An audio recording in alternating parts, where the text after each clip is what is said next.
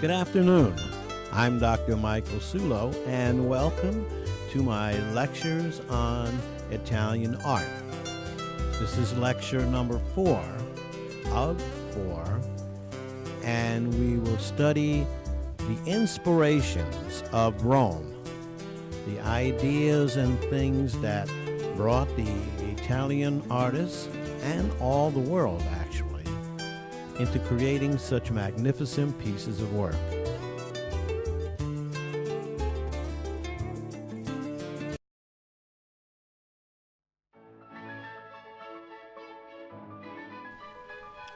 Rome is a mixture of Greek polytheism, Hebrew founding scriptures, Etruscan folklore, Hellenistic worldview, Christian traditions, and these philosophies were used to justify the established way of life. Works of art set the prevailing lifestyle into the world's timeline.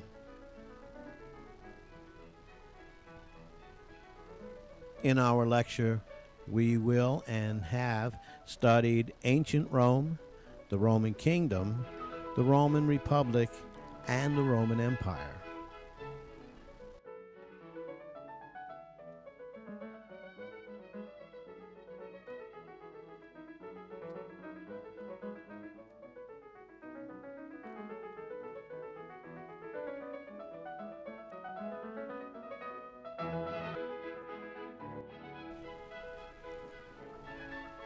Discernment.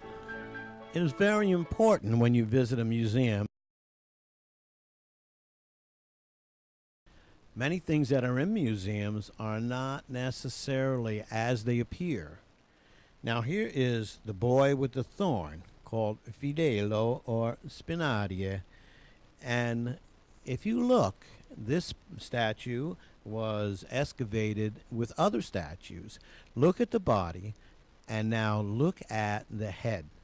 The hair of this statue is falling down as though the statue were standing. It should, in this kind of a pose, fall down in front of his face. The sculptor would have known that and would have made those corrections. And here is a copy of Fidele with short hair, just to correct that problem. Realism. Realism, once again, is a very important part of discernment.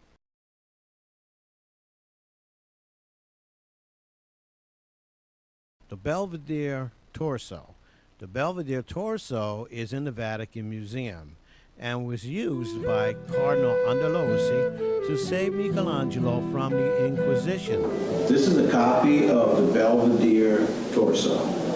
The original is in Rome in the Vatican Museum.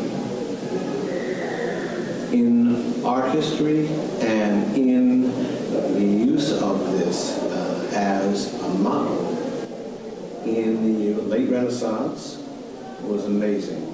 All of the major artists, Da Vinci, Michelangelo, used this as their model for their own pieces of art.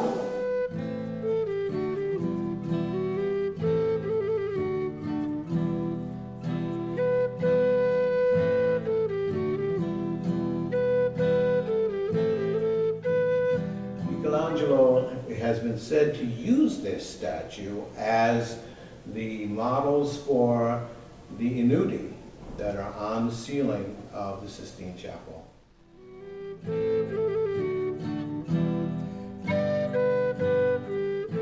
One of the ideas of who this was is Hercules, and that's the one for me, as a historian, works best. And the reason for that is that he is sitting on a lion's pelt.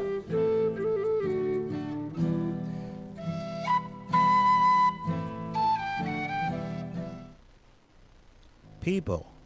Many people have inspired artists through the years. Mostly those who changed the world, or at least change their families. Caesar Augustus. Caesar Augustus created the Principate, the one single ruler of Rome Empire.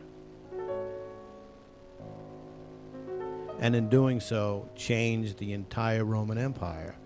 This is believed to be a statue of Livia Drusilla, who was the wife of Augustus. Her husband allowed her to keep her own finances. Pretty amazing in those days. Mark Antony. You know him from Shakespeare, of course, but the Roman Republic changed the government because of Mark Antony and with Mark Antony to create an autocratic Roman Empire. Messalina. Messalina, the wife of Claudius. If you have seen High Claudia, you know that she was a bit of a rake. However, she did rule alongside of Claudius.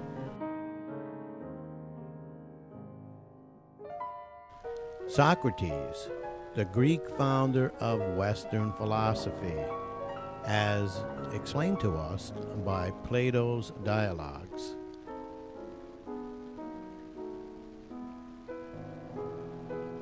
Nero, the last Julian-Claudian dynasty emperor, had a strange idea for urban renewal, burned down half the city so he could rebuild it. And Sophocles, the playwright, whose plays are performed even today: Ajax, Antigone, Oedipus Rex, Electra.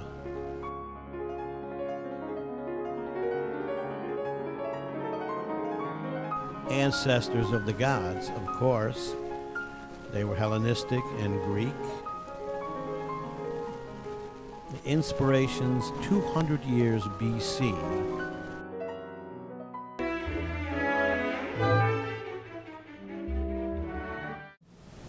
This is a statue of the priest Laocoon, who was a priest for Poseidon.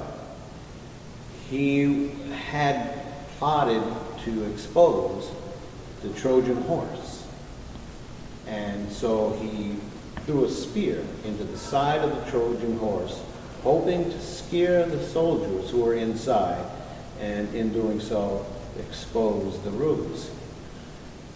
Now, of course, it didn't work, and Laocoon was condemned, and his two sons, to death by a serpent. You can see the serpent, and they're all twisted round. The serpent strangling him, and he does. He murders all three of the participants.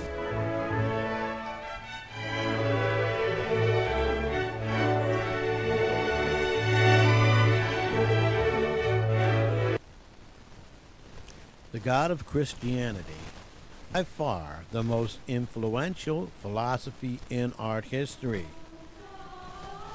This is a mold of Michelangelo, and it is believed to be a death mask. So this is truly a reproduction of Michelangelo's face.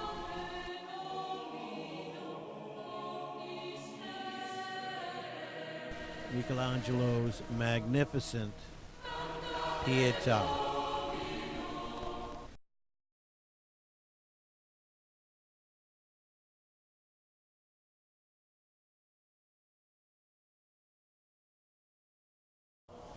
This very famous statue is the Pietà, carved by Michelangelo in his 24th year of life. Absolutely magnificent piece. It's my opinion that Pietà means pity.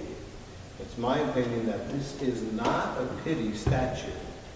If you look at the face of Mary, she's very demure, not as though she's holding a dead man. And if you look at the face of Christ, you'll see once again, he's very dreamlike. And even pose is not that of rigor mortis or death. I'd like to submit that this is more a statue of offering This is more an offering statue because if you look at the positions of Mary's hands, here's one here on her son. Also notice too that her hand does not touch the sacred body of her son Christ. There is part of the winding sheets. The sheet that they used to take him down from the cross is still here. It's included in the statue. And her other hand, on this side, as you can see, is an offering. She's making an offering, so she's holding out the body and blood of her dead son to all those who believe.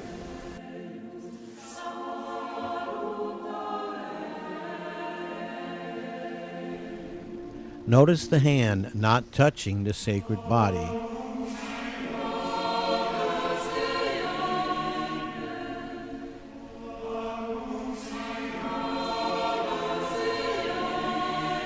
And Mary's other hand holding out, offering the body of Christ.